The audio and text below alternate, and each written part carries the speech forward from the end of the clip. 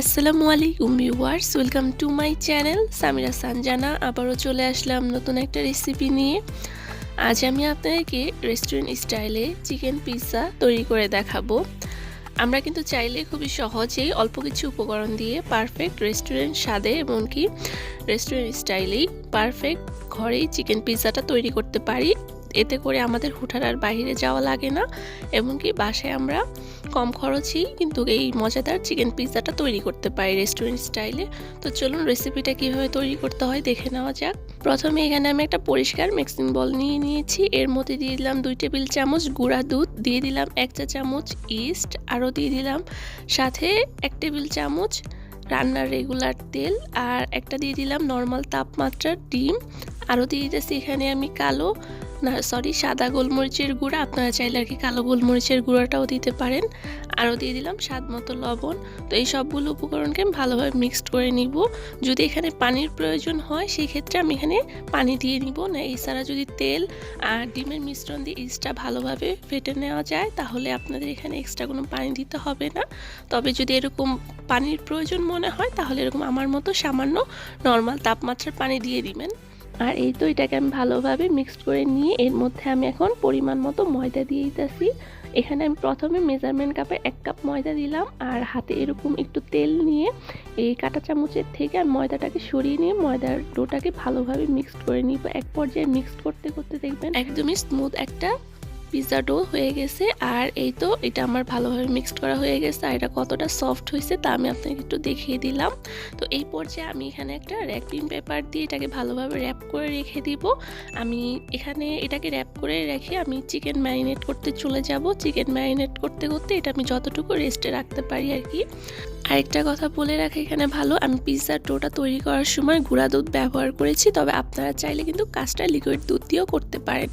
তারপর চলে আসলাম এখানে আমি ম্যারিনেট করার জন্য চিকেনটাকে আমি ফার্স্টে ভালোভাবে ধুয়ে পানি ঝরিয়ে রেখেছি। আর এখন এই পর্যায়ে আমি দিলাম এখানে আধা চামচ জিরার গুঁড়া, আধা চামচ গরম মশলার গুঁড়া, দিয়ে দিলাম 1 চা চামচের মতো লাল মরিচের গুঁড়া, আরও দিয়ে দিচ্ছি এখানে আমি 1 টেবিল চামচ আদা আর রসুন বাটা, অর্থাৎ আদা বাটা 1 চামচ, রসুন বাটা 1 চামচ, দিয়ে দিলাম স্বাদ মতো লবণ।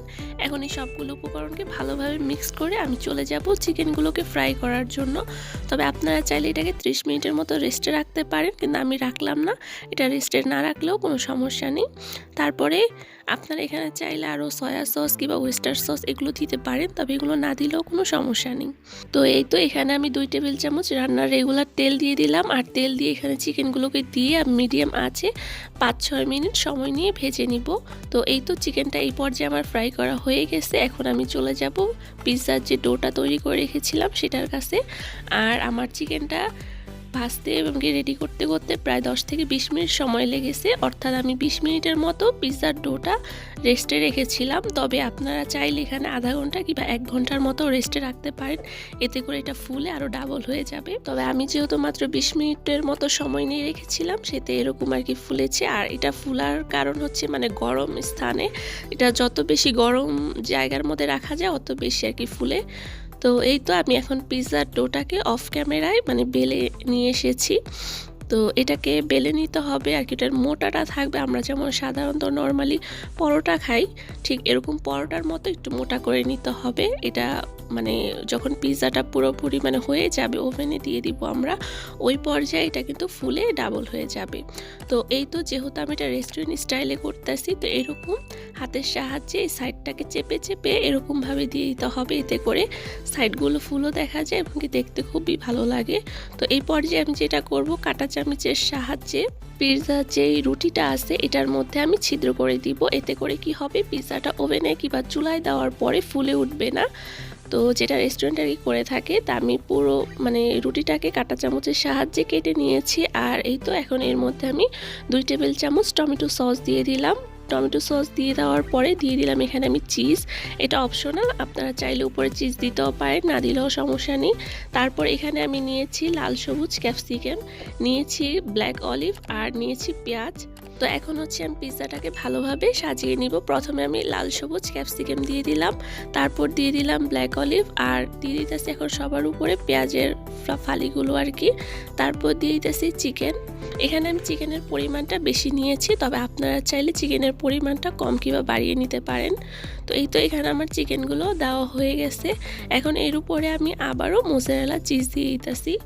এখানে চিজটা আমি আমার পছন্দ মতো দিতেছি, আপনারা চাইলে আপনাদের পছন্দ মতো চিজের পরিমাণটা কমিয়ে বাড়িয়ে দিয়ে দিতে পারেন। তারপর আরও দিয়ে দিতেছি এখানে আধা চামচ অরিগ্যানো আর আধা চামচ চিলি ফ্লেক্স। যেহেতু আমি এটা রেস্টুরেন্টের সাথে করতেছি তাই অবশ্যই চিলি ফ্লেক্স আর অরিগ্যানোটা অবশ্যই দিবেন। আর অরিগ্যানো আর চিলি ফ্লেক্স যদি হাতের কাছে না থাকে তাহলে মুদি দোকান কিংবা বড় কোনো সুপার শপে গেলে আপনারা খুব ইজিভাবে এই চিলি ফ্লেক্স আর অরিগ্যানোটা পেয়ে যাবেন।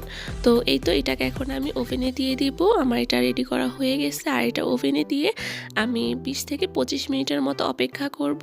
আর 180 ডিগ্রি সেলসিয়াসে আমি এই পিৎজাটা আজকে তৈরি করে নিব। আর এই তো ফিরে আসলাম ঠিক 20 মিনিট পরে। আর এই দেখুন তৈরি হয়ে গেল আমার একদমই রেস্টুরেন্ট স্টাইলে চিকেন পিৎজা রেসিপি। আশা করি রেসিপিটি আপনাদের কাছে ভালো লেগেছে। রেসিপিটি ভালো লেগে থাকলে অবশ্যই চ্যানেলটিকে সাবস্ক্রাইব করে আমার পাশে থাকবেন আর ভিডিওতে একটি লাইক দিয়ে দিন। আর রেসিপিটি অবশ্যই বাসায় ট্রাই করে আমাকে কমেন্ট করে জানাবেন আমার এই রেসিপিটি আপনার কাছে কেমন লেগেছে। তো আজ এখানেই বিদায় নিচ্ছি। আল্লাহ হাফিজ।